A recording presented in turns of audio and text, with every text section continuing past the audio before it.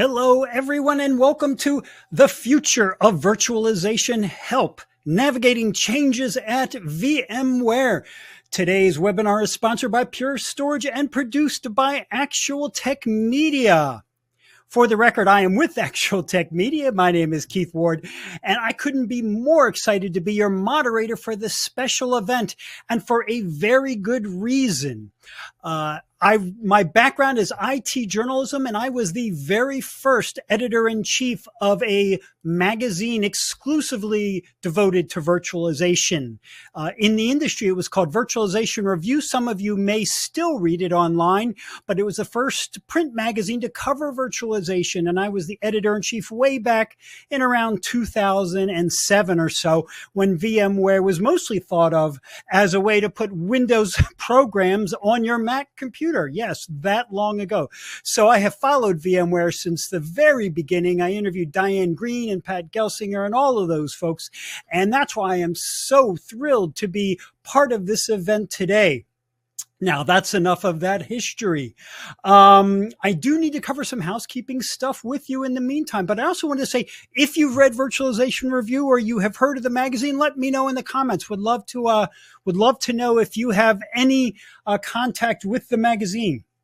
And with that, first thing I need to tell you is that we want your questions today. Just drop them in the questions box in your webinar control panel. And at the end of the presentation, we're going to have a dedicated Q&A session where I ask some of the top questions that you send in to one of our presenters today. Cannot wait for that. Now, that Q&A panel is also the place to let us know about any technical issues you might be experiencing. A browser refresh is the first thing you want to do, and maybe a second refresh. If you can't hear something, you can't see something, if the slides aren't working, try a couple of refreshes on your browser. That usually fixes the problem. If that doesn't, let us know and we will hop on and help you out further.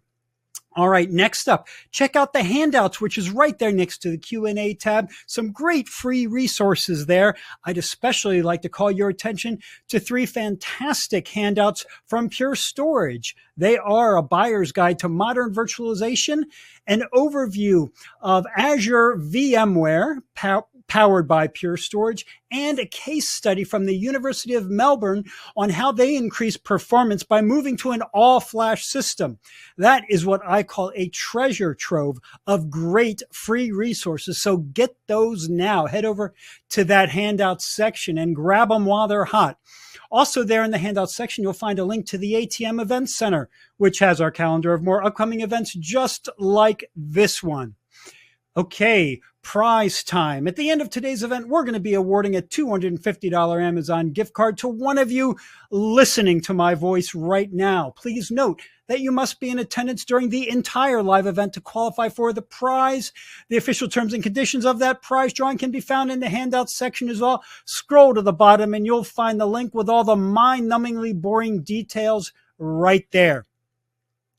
And finally, one of the best benefits of this or any Actual Tech Media event is the opportunity to ask questions of our expert presenters. And to help encourage those questions, we have a special additional prize for you. That's another Amazon gift card, this one for $50 for the best question. Now, after the event's over, what we're going to do is look at all the questions that come in, pick out the very best one, and contact that prize winner. So you want to keep those questions coming throughout the presentation today. And speaking of today's presentation, hey, why don't we get right to that? I am tired of talking and you're undoubtedly tired of hearing me. So it is my pleasure to introduce you to our presenters, Jason Langer, Technical Evangelist, Pure Storage, and Cody Hosterman, Senior Director, Product Manager, Cloud and Virtualization at Pure Storage. Jason, since you're kicking off the presentation, I'm going to send this right over to you. Hello, everybody, and welcome to today's webinar, The Future of Virtualization, Help Navigating Changes at VMware. I'm your host, Jason Langer, and I work here at Pure Storage as a technical evangelist focusing on all things cloud and VMware and virtualization, which is really kind of the topic of the session today. And more specifically, the topic is changes in the infrastructure marketplace around the acquisition of VMware by Broadcom. I can't think of a more disruptive or ripple effect event in the last 20 years that really has IT leaders and IT shops really kind of thinking about what's next or what are they going to do as it relates to their infrastructure. But on top of that challenges, we get into the economic impact and the tightening of belts of IT budgets across the globe, and both in the reduction of staff as well as resources, right? So everybody's kind of following what I refer to as an IT light model, right? So you're trying to do more with less, and less can mean a lot of different things: less resources, less dollars, less gear, so on and so forth, which all causes challenges and struggles for IT teams. And beyond that, we've got meeting demand of modern workloads. While the acquisition of VMware by Broadcom might affect your, let's call them your more traditional virtual machine workloads, you also need to think about the workloads that you're working on now or into the future that are going to be container-based or cloud-native applications. I think we've passed kind of the hype cycle of cloud native and realized that that is the future of how applications are going to be built and where things are going. So when you think about the changes in the infrastructure marketplace, you got to plan both for the short term as well as the long term. And that's where Pure Storage can come in and help. And the whole basis of this conversation we're going to have today is, how do you modernize on your own terms, right? How do you look at your landscape and figure out what might be the best avenue for you to move forward? And we outlined several here. And the key thing to think about is not all these are going to be one size fits all. You might pick a couple of them, right? It's not all or one or all or nothing, right? So you might stay with VMware or you might move to the cloud, but it's going to be probably a mixture of one of these. And speaking of that, let's talk about the easiest one first, and that's stay with VMware. Now, I know that might not be as easy as it sounds. We're hearing rumors of people with 200 and 300% price increases. You might not be happy with the move from perpetual licensing to subscription based, but for the least impact to your business as well as your skill set, that might be the best option. And we're going to talk about how Pure Storage can help you optimize your VMware environment and maybe make those licensing fees a little less painful. But maybe after you reviewed your situation, you're like, you know what? We're done with VMware. We're going to look for alternatives. Now, while Pure Storage has a long-standing relationship with VMware that Cody will definitely be able to, attest to, we do work and partner with other hypervisors in the market. We do have strong partnerships with Microsoft around Hyper-V, where we develop joint integrations with their solution, as well as OpenStack. So you don't have to think of Pure Storage and think just VMware. We do play with other hypervisors. Or maybe you're going to finally, find this as the catalyst to completely move to the cloud. You want to get out of the data center business. You're no longer wanting to be kind of a infrastructure or logistics person or manager. You don't want to manage your power and cooling and rack space. You just want to manage your applications. And we have ways to help with that. If you move to a VMware-based cloud like Azure VMware solution, where easily migrate your data, you don't have to change your operational systems, because again, it's built on VMware, which is something that your teams are going to know and leverage existing skill sets. Or, like I said, maybe you are looking at cloud native applications and you're really moving into container-based systems. And maybe the virtual machines are not as important for the long-term growth of your business. And that's where you can modernize your workloads with running something like our Portworx solution with Red Hat OpenShift and KubeVirt. So you can run your containers and your virtual machines side by side on a single platform to help you, again, ride your business values into the future. But with all that said and kind of laying out the groundwork, I'm going to introduce my good friend, Cody Hosterman, who had to listen to that long intro. But hey, Cody, how you doing today? I'm doing well. How are you doing, Jason? I'm doing great, man. I'm always in a good mood when I get to speak with you. So just real quick, why don't you let folks know kind of what your role is and your function at Pure Storage? Yeah, absolutely. So I've been at Pure now for a little bit over a decade. The vast majority of that time, I've been responsible for our VMware ecosystem, how we partner, how we integrate, go to markets, everything, right? Really when it came to it. And my role has evolved since then beyond just VMware. I own our cloud business as well. I still own the VMware ecosystem, the partnership too, from a product management perspective, but also working quite heavily on building and growing our cloud business. And frankly, these two things, as we'll talk a bit about, bounce into one another these days. So it's been interesting. It's been fun. Yeah, you can't really have one conversation without the other, right? So, but That leads me kind of into the first question, or the first kind of item to discuss. I know you meet with a lot of, in your role as a PM, you meet with a lot of our existing customers, you meet with, potential customers. What's kind of the shift in the market you're seeing, or what bubbles up, quickly as the top kind of conversation? Yeah, I mean, anytime, I will say this is probably the number one conversation I've been having with customers over the past 6 months. I'd say pretty much bar none, is what the impact of this is and where they might want to go and what are the options and what should they do. And frankly, regardless to the changes being made and being seen, like anytime a product that you use gets acquired, or the business rather, you always take a little bit of a look. When Google bought Nest, you're like, all right, do I want to keep with this? Do I not? Do I change? And functionally, these same conversations, of course, at a greater scale with greater impact than me switching out my webcams outside, is being had, right? But it's a similar conversation. It's a similar process. And I think even folks that haven't seen changes are considering it. Like, what does this mean anything? And I think that's, the reasonable approach anytime something that's critical to your business, like the VMware platform, is just to make sure that things are on the right path, or do you need to make an alternative approach, or start relooking at some of the strategy in different pieces. And so this conversation has been repeated with different paths, different results, different conclusions, different questions in many cases, but extremely frequently over the past 6 months. Yeah, I think it's just a good opportunity, to reiterate what you said, is like, okay, this is how we've been doing business, but that doesn't mean that's how we need to continue to do business, right? And I think that's obviously, like you said, something that's healthy for any business. Like, okay, somebody got acquired.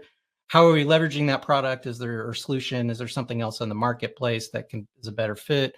Or, just something, there's nothing wrong with something being different sometimes, right? Like, you just have to open your eyes, and maybe you go out and look at it and you're like, nope, this is still good, right? So we're still good to go. And, maybe a change isn't needed. Yeah, I mean, and frankly, like at the highest of levels, the customers or prospects or partners, frankly, the questions they've been asking me is essentially two different things. One is, what is Pure's relationship with VMware now, right? Has this changed? Like, does this acquisition change things for better, for worse, just different? What does that look like? They're basically seeking comfort, or seeing if they shouldn't be, based on our co-innovation, right? You mentioned this earlier, is that we've spent, just like, it's not unique to the industry. Like, a lot of infrastructure companies have spent a lot of time working with VMware, right, on integrating their product. And we've certainly endeavored, it's always been my goal, is to lead when it comes to the storage innovation with VMware. So we've done a lot in the past. Customers expect that from us, right? And so they want to know, like, is that going to continue or not? And then furthermore, they're just like, okay, well, we know that you are a best of breed offering, right? You use our storage with what you want to use, right? So we're not just selling one hypervisor, one OS, one stack, right? We support and fit into different places. And so they're asking a question that they have not traditionally asked, is, do you fit in other places? And are there options? How can we leverage our purchase in Pure Storage with other systems if we potentially go down that path? And so those are really the two high-level conversations that I've been having. And of course, that's where it starts forking out. Yeah, it's kind of I hate to say this because it's probably overused, but it's a little bit of a business decision before it becomes a technical decision, right? It's like, what are you doing? Where are you going? And then let the technology kind of guide you. And I did mention that a little bit in the intro about, we've got these different pathways, and I believe, as a previous consultant, like, it's not one size fits all, right? So everybody might take a little bit of everything. So when you're talking to these customers, like, is it safe to say there's not a quote unquote typical customer deployment? Like, are you talking to some folks that are like, hey, we only run virtual machines. Hey, we run virtual machines, but our containers are on bare metal, or we run both and they're on a hypervisor? Like, I'm assuming it covers the gambit, but like, what's your take on that? Yeah, I mean, absolutely. I mean, in the end, while nobody likes this answer, in IT, it's always, it depends, right? And if the answer is not, it depends, they're lying to you, right? So, like, of course, it does depend on the different, or maybe not lying, but they're maybe hand waving past some decisions, right? So, of course, right, it varies a little bit on where your competencies are as a business, as your infrastructure team, where are your priorities. Like, sometimes paying more for something is worth it because that's not really what you're trying to focus your time on, because there are other costs to that, right? So these conversations vary quite wildly. I've had very different strong opinions from different customers and prospects around it. So it does go in different paths. And I just say, there is no single answer for everyone, other than it's usually responsible to review your options, especially when you're up for different changes and renewals. Unless you're a pure customer, you should always stay on us. You should never change, right? But beyond that, always review your options, right? Yeah, I have that same conversation with my wife where I'm like, you know what, I'd rather pay somebody to do that work because I don't want to do it, right? So sometimes your time costs money as well, and that can relate into other scenarios for sure. So let's talk about some of these pathways, right? So the first one, and I know I hinted at it as the easiest. It's the easiest, but I'm not saying it's the best option for full disclosure. But let's talk about staying on VMware, right? Why, like, if I was in a customer's position and I'm like, hey, what do I do? Like, should I move? Should I stay or should I go? What are things that you would talk about or things that you would be thinking about or considering of like the pros and the cons of that? Yeah, I mean, so the first part of this is I'll answer kind of that first question that I get asked all the time when it comes to the staying on VMware path, right? And that is the state of the partnership with Pure VMware. And so on that specifically is great. We have a ton of co-engineering projects going on. We actually have some new ones that have started post-acquisition. We have some that are now being reviewed on some next steps. The active ones that we have are being accelerated or certainly not slowed down. So I've not seen any fundamental change with the co-innovation around external storage with the vSphere platform. And in fact, new product teams, new folks that I've never spoken to before, and yes, they're not just new employees to VMware, have reached out about talking about how do we move forward? What do we do? How should we integrate? How do we support these large customers in particular? With new product set and some of the new changes in the operating model when it comes to a full VCF focused stack that VMware is selling. And so the partnership is strong. I'm excited about some of the stuff that we're doing this year. There's 3 or 4 different, I think, cool things, in particular, I guess big things that will be coming out this year between Pure and VMware. And we've had a fair amount of interesting things, Azure VMware solution last year and so forth. So there's a lot happening and a lot going. So I think the main message is for the folks that choose to stay on VMware, right? Which personally, I think many, if not most, will, because it just generally makes sense. They have a secure future in Pure's investment in the VMware stack, right? So I just want to be very clear about that, is that our projects are continuing to move forward. Our engineering resources are exactly where they were. And in fact, we've just added another person to one of the teams very recently. And so that's in really great and exciting shape. So I don't have specific concerns about that. There's a lot going around VMware Fabrics, my personal favorite vVols, and really, frankly, just the end-to-end VCF stack too. So there's some cool stuff. And frankly, NFS as well, right? We've been doing a lot of work around NFS data stores in VMware because we know there's some very powerful opinions based on file and block. And, we're just like this entire conversation. I think it's kind of a good analogy there, is that we're looking to support our customers where they go and how they choose, and not necessarily dictate the technology, but really help dictate the end result, but not the delivery model. And so we're working to make NFS better for VMware just across the board with what can we do differently with VMware? What can we build that hasn't been there in the past? And it's certainly accelerating forward with what we're doing around VMware Fabrics and virtual volumes and VCF's level integration. So there's definitely a lot of cool stuff coming from that. Yeah, I was kind of hoping, are we going to get some late breaking new announcements on the call? But you kind of trailed off there a little bit. So maybe it accelerate in June. You'll maybe you're teasing us a little bit, but we'll find out more. There you go. I don't, no quarter will go by without me saying something cool about VMware. So there's a lot of cool stuff, but I'd say certainly come to accelerate. There's some fun stuff planned for that specifically. I just wanted to beat the folks in the chat that are going to go, oh, what are we announcing? So, sorry, Cody's teasing us, but maybe stay tuned for future notifications. And VMware Fabrics over Token Ring or something like that. Right. Everything over Token Ring always.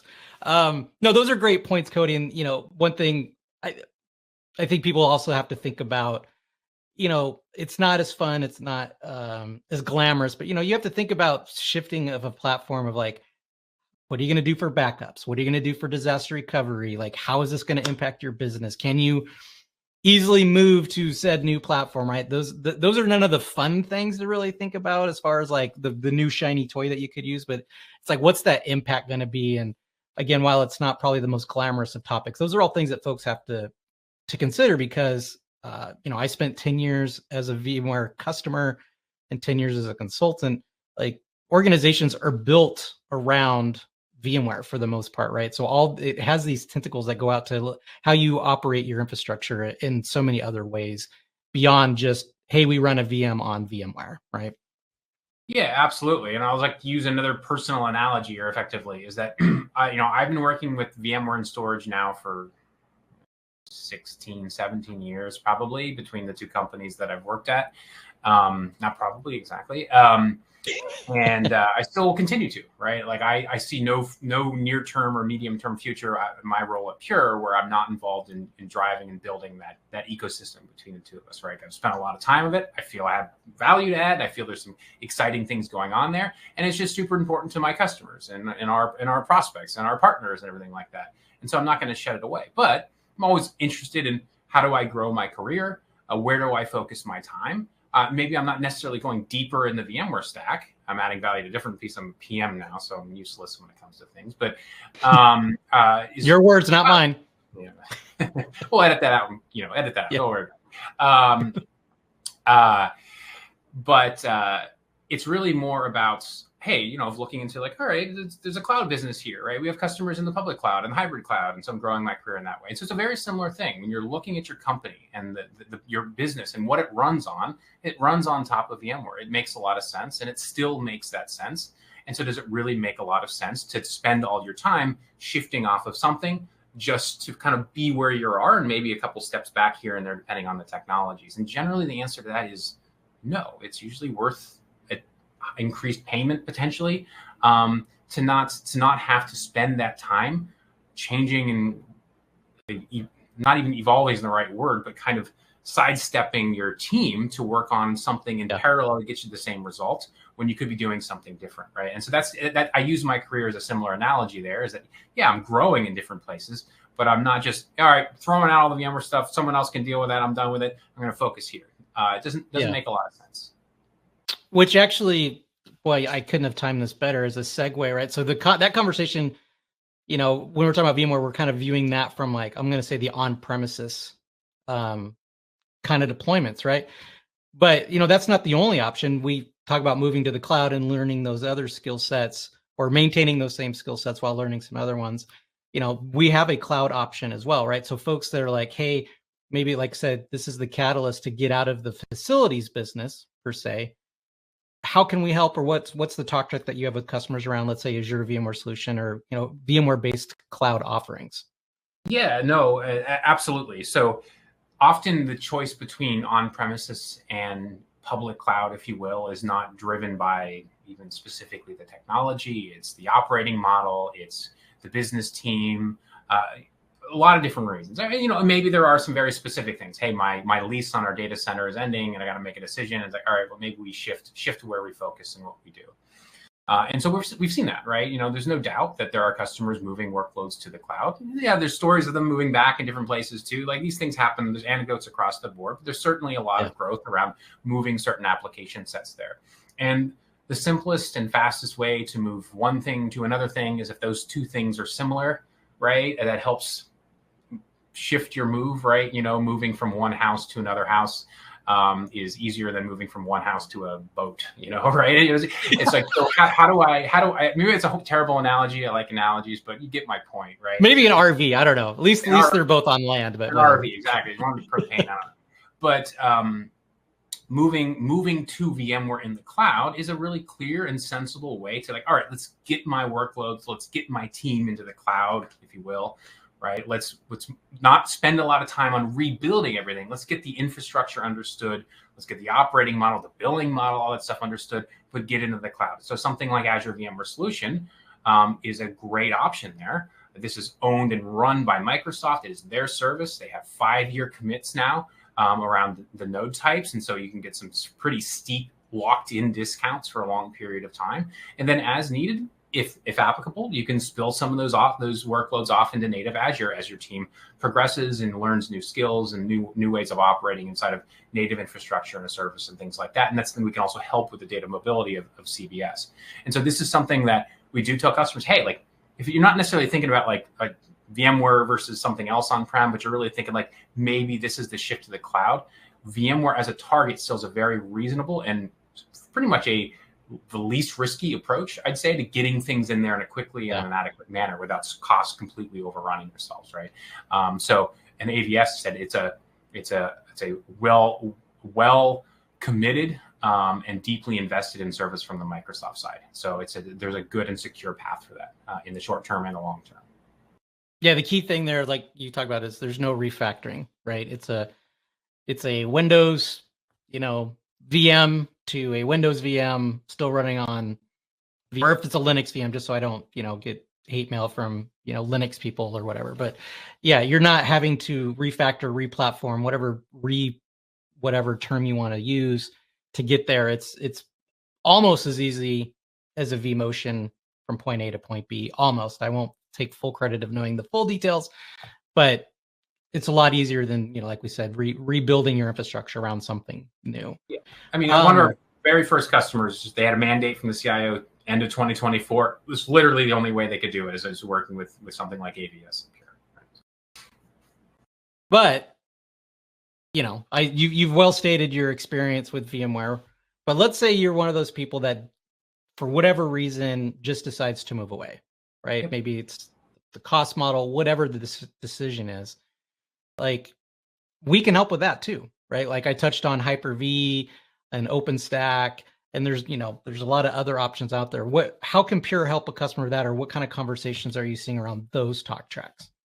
Yeah, I mean, like there's the alternatives that existed in the past exist today, right? And they haven't been killed off, right? They're still there, and it's something that we've been supporting as a business for quite some time, right? In particular, certain regions of the world, there's more investment with Hyper-V compared to others, right? So it's something we've always nurtured and certainly supported, and we're doing so much with Microsoft in general that just overall, quote unquote, Hyper-V support and Windows support is really important to us, right? And so it's something that we are investing in. Said VMware has their old VAI thing, right? We built that in with ESX 4.0, and Microsoft, or Windows rather, has ODX, right? It's an offloaded copy, and in many ways, it's actually more sophisticated, like token-based exchange, where you can do really huge copies really, really quickly.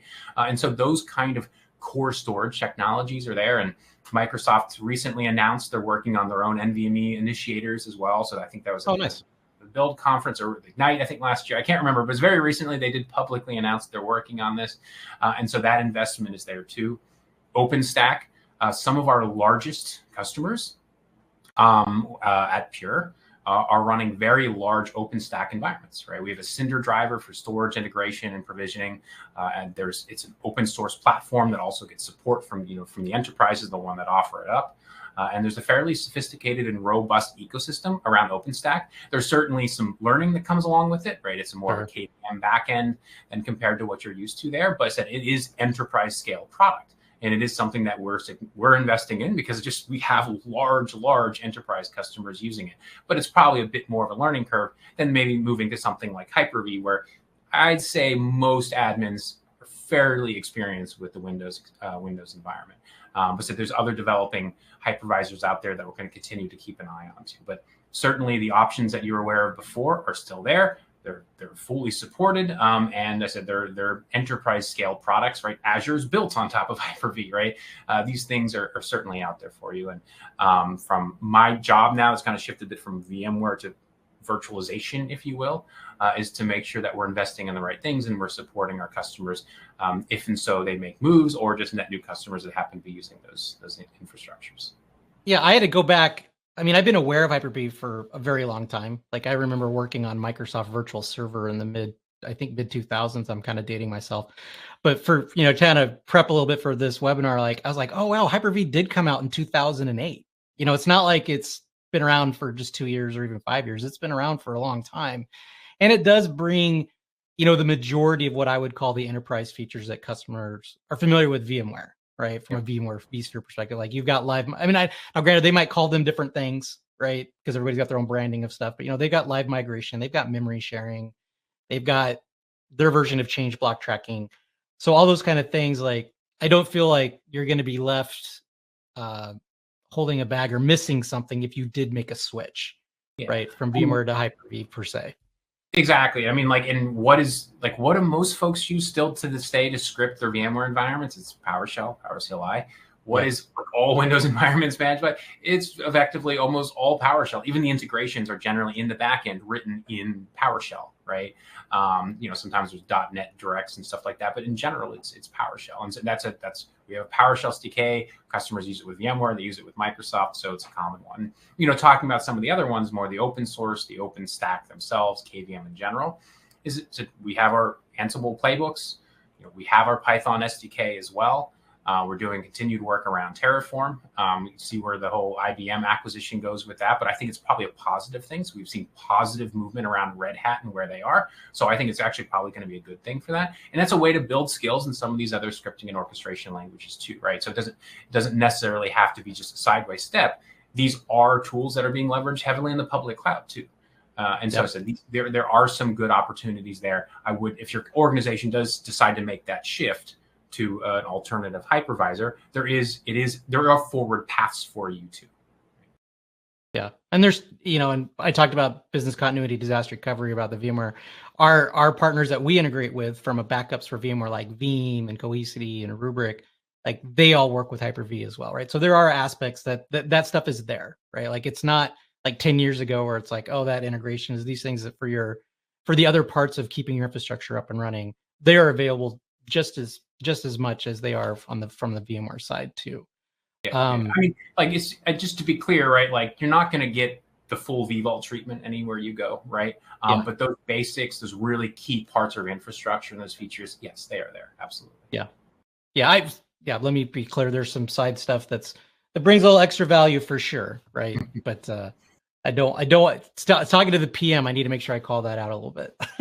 So, well, let's kind of wrap up with the last one. Let's talk about cloud native and containers, right? Like it's definitely, I mean, it's here. Like I feel like we're to the point, it's kind of like where cloud was the thing a couple of years ago. Is it really going to take off? Are people really going to do it? And, I feel like that the container cloud native conversation happened the same way, but it's here to stay. People are building breed businesses around it. So maybe that, looking to modernize their virtualization might be the next best thing for them moving forward.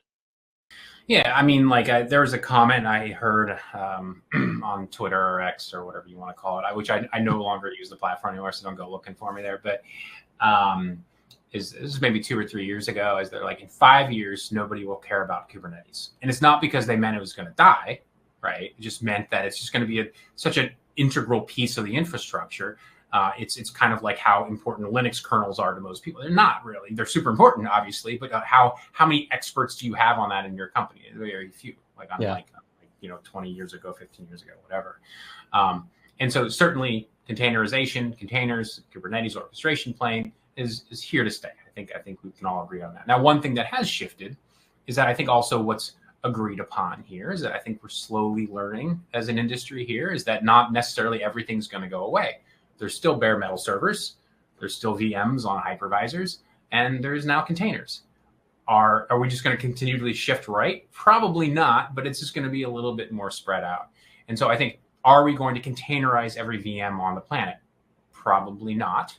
There's going to be slow migrations and new deployments that eat into that probably, and the share is going to get smaller, but it's still going to be there. And so one way or another, your organization needs to understand their stance, their support of containerized applications, and what that means for your weekend with Kubernetes, right? And so I'd say the key piece here, right, is that if you have a practice already around Kubernetes, there are options of things like KubeVirt to support virtual machines, right? So essentially using Kubernetes to manage your VMs themselves as well as containers. And it's a very interesting prospect, especially if you already have strong initiatives around Kubernetes and it's not something you need to net new learn just to be able to run your VMs. And so if you have that container practice, that's an option. If you don't, well, why don't you focus on learning that, and for net new applications that need to be containerized or frankly are containerized, build out your Kubernetes practice, and you can start looking at reviewing of supporting VMs. And I think this is where, on our side, where Portworx is super important, because one of the things that we looked into early days around the Kubernetes ecosystem is that a lot of the problems that were solved by VMware's technologies and our integration with their vendors was not being well solved for Kubernetes. This is specifically why, amongst a couple other reasons, why we brought Portworx into the Pure family, is because they have all these integrations around backup and recovery and disaster recovery orchestration.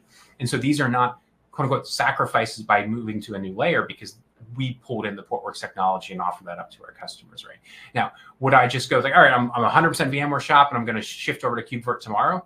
Probably not. But if you do have a solid Kubernetes practice, I think it's certainly worth looking at. Absolutely. Yeah, again, I'm going to steal your comment. It's a depends thing, and I know folks are probably rolling their eyes at me, but that's also why I said, like, there's going to be a mixture of probably some of these, right? It's not Cinderella. It's not going to just the one shoe is going to fit you. You're going to have to really look at your infrastructure, your knowledge, what your business is doing, and kind of pick, like I said, probably one or two of these scenarios and not just the one scenario. So, well, Cody, with that, I know we're probably pretty close to time. I want to thank you for coming on and talking with me and with everybody else. Any closing comments or thoughts from you in this regard? Yeah, one is that I just got a new camera and it hasn't overheated yet like it did earlier today, so I'm happy. That's good news, right? That bodes well. But really, I think the key thing I like to leave folks with is, one, don't panic. Right? Like, everyone's having this conversation. Because everyone's having this conversation, we're seeing a lot of these repeated questions. And so it's not like the world is ending. It's just everybody's asking the same question, which is reasonable at the same time. So these things are popping up quite a bit. In the end, take a thorough approach of what you're doing, where your ELAs are, what you're trying to do as a business over the next 3 years, over the next 5 years, and make a decision based on that. Right? I said, in the end, I think the vast majority of on-premises customers are going to stick with the VMware stack, because it is an excellent technology. I think there's some very interesting stuff coming down to building your own, to use the old term, private cloud, right, with VCF. And Broadcom is really focusing on, we want to be the infrastructure software vendor for customers to build their own clouds. That is your goal. I think it'll align really well with VMware. But Pure is, as I said, investing in continually supporting the alternative stacks, as you call them, or other stacks. So if customers do make choices, if you do evolve in different directions, that Pure is there to support you. Awesome. Well, thanks again, Cody. I appreciate it. All right. So let's go open it up for some mini Q&A.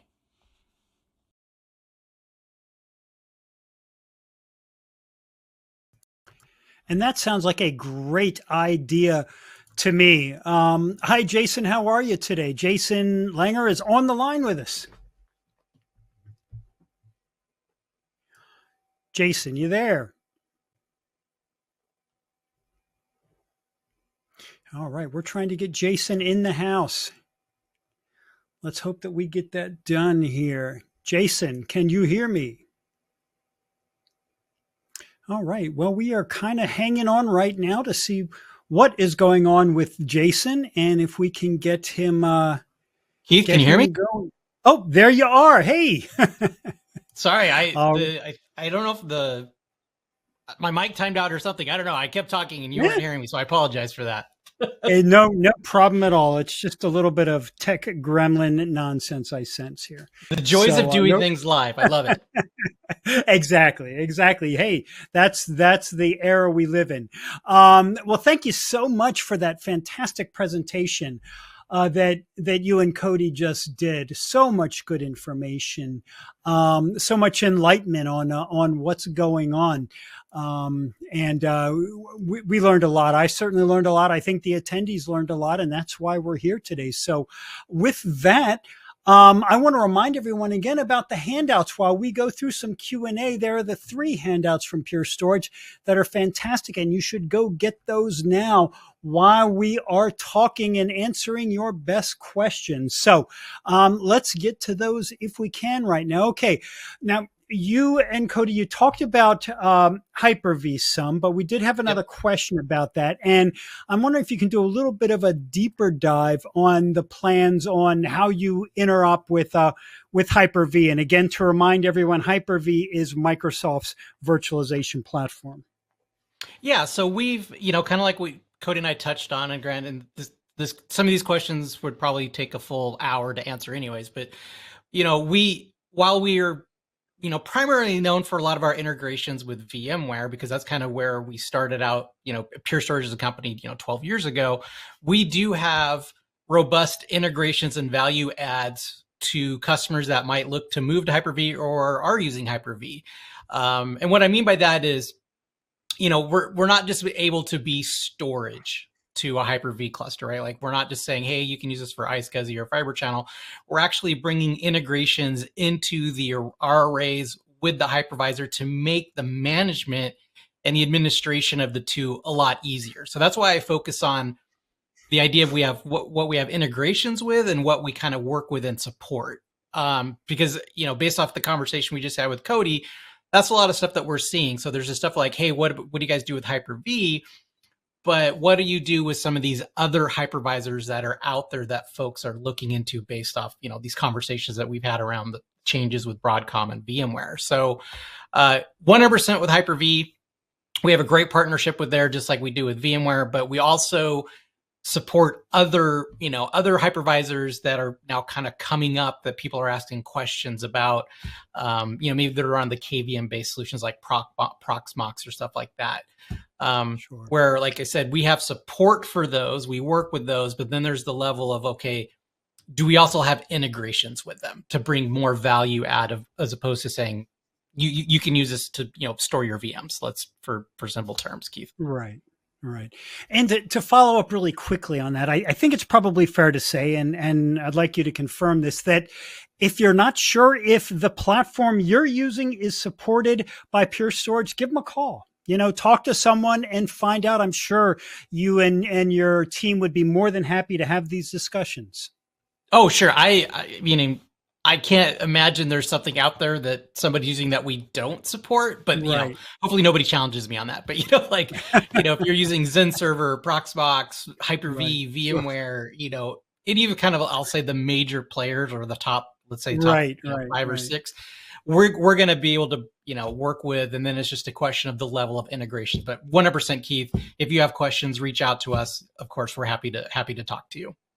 Sounds great. Okay. We've got a question here from Ned, and he asks, can Pure Storage talk about the common frustrations and challenges faced by VMware users? So this is kind of like, in your experience then, Jason, what kind of things do you hear?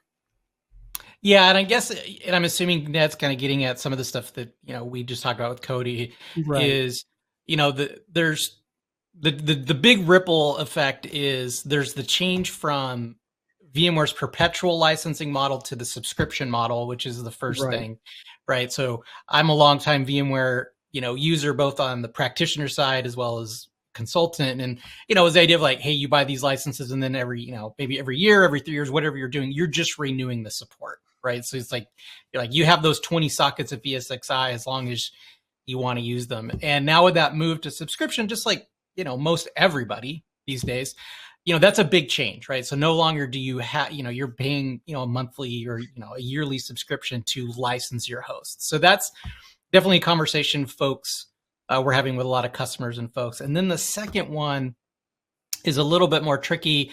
Again, this is something we could fill a lot of time on, Keith, is kind of the contraction that VMware has gone through of basically limiting the number of products that you can actually have a subscription to. They basically boiled their ocean down into 2 products, which is the flagship product that Cody just kind of touched on, which is VMware Cloud Foundation, which is like, VMware wants to be your on-premises end-to-end cloud provider. And then they have VVF, which is vSphere, VMware vSphere Foundation, which is more of the traditional, you get a vCenter, you get ESXi, and you get some operations management. So those are a lot of the conversations that we have with folks are like, okay, how do I navigate the shift from the perpetual licensing to the subscription that, could or could not also have an increase in cost, we'll be honest, as well as like, okay, which bundle is right for me, right? Or which one of these 2, options, VCF or VFF, is right for me and what I'm trying to do with my business. And that's a lot of those kind of VMware infrastructure conversations that we're having. Great. And I have to add here, it's totally fair to say that VMware is is far from alone in moving to a subscription-based model. This is, like you mentioned at the beginning, everybody is doing this. Is it a great thing? No, for a lot of people, it's not. It's a new cost that you have yearly that you didn't have before, but that's where everything is going. And it's sort of, if you want to do it, you have to get on board because this is the model now, it seems to me. I think that's fair to say. Yeah, my personal, account, if you looked at like my monthly, budget for the amount of quote unquote subscriptions I have to run my household, between Netflix or Adobe, like all these things, like that's just kind of where everything has kind of gone to. Again, for better or for worse. We won't debate that on this call, but for sure. No. Right. but that is the reality. Yes, absolutely. Yeah. Okay. We have another question from Ned who wants to know about how Pure Storage, can it work across all industries with deploying robust virtualization solutions? Yeah, that's a really good question. I mean, the short answer is yes. And the longer form answer is we've worked with customers of any size that you can think of, small to, super sized, in every industry you can think of: manufacturing, technology, retail, whatever. And not only have we worked with all of them, in virtualization context, or even just bare metal, right? Like it doesn't necessarily need to be a virtualization conversation. We have fantastic customer case studies and references. So, I can say all that stuff, but don't take my word for it. If you go out to purestorage.com/customers, that will take you basically to our public references page, and you can see stuff from Rivian or Meta or Comcast or, all these different, organizations or industries or verticals, whatever term you want to use, that we have worked with to help solve business problems with them. You can kind of see those case studies and those references for, what they were trying to do, what was the solution provided, and, what was the outcome of it? So that's a great question. But yeah, again, from small to super size, we pretty much cover the gambit. It's a good reminder also that one of those case studies is in the handout section right now, the one from the University of Melbourne. So definitely head over there while we discuss this, and good call.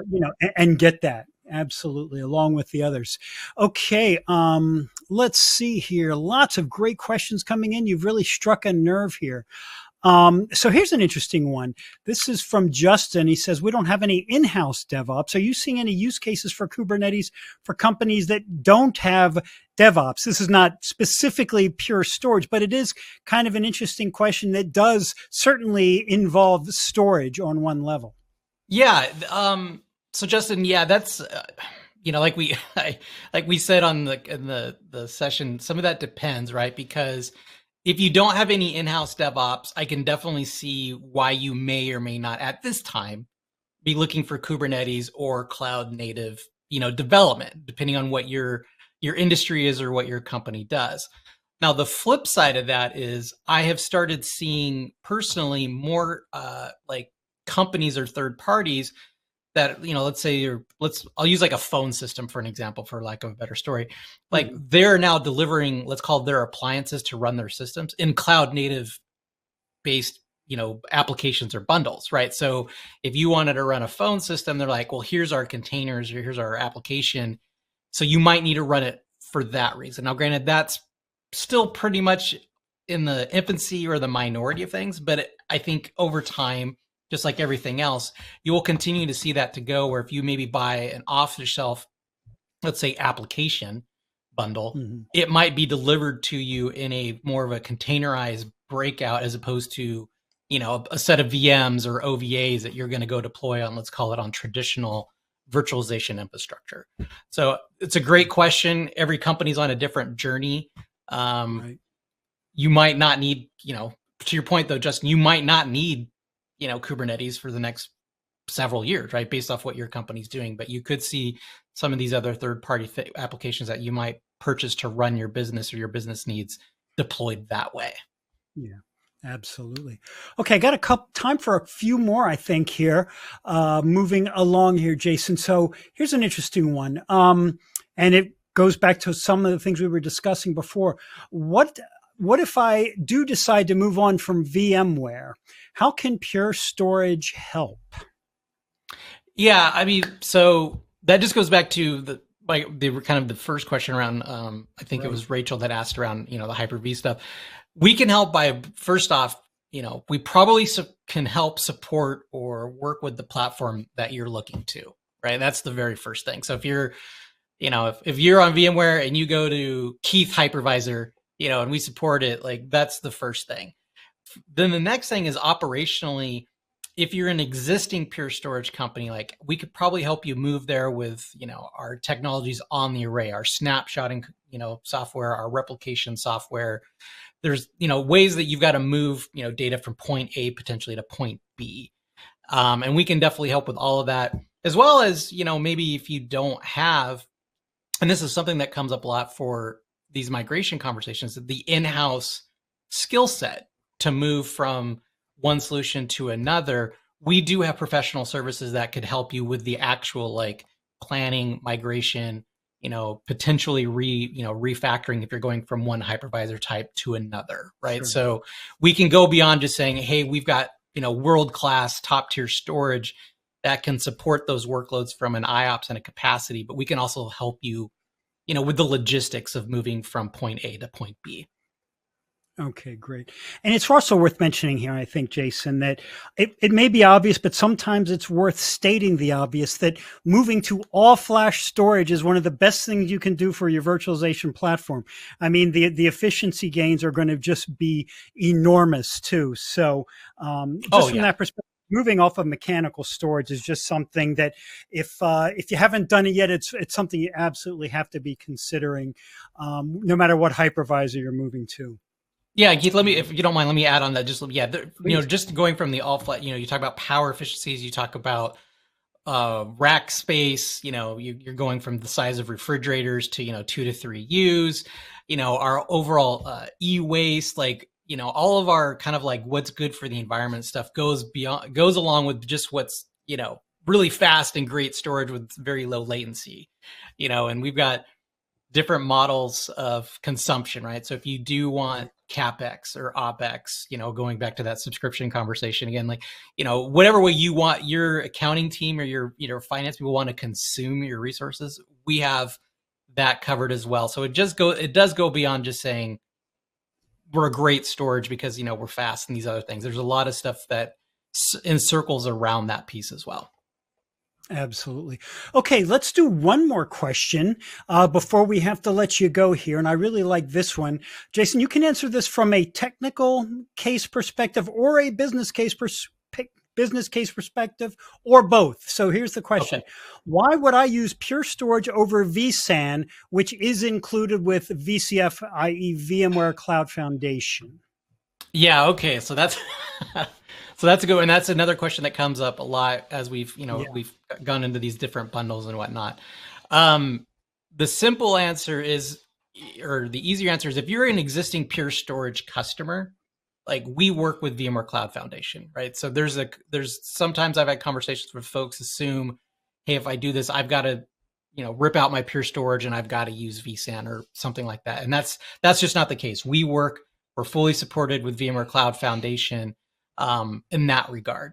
Now, there's some reasons why you may or may not actually, to be honest, right, Keith? I'll play both sides of the coin here. I mean, there's things that we just deliver on the all-flash array that vSAN at this point in time doesn't have the full capability of. A lot of our ransomware protection, the stuff that we talked about around ESG and our footprint and capacity, our evergreen lifecycle and non-disruptive upgrades, like all those things that when it comes to managing storage, we greatly simplify to make your admin life a lot easier.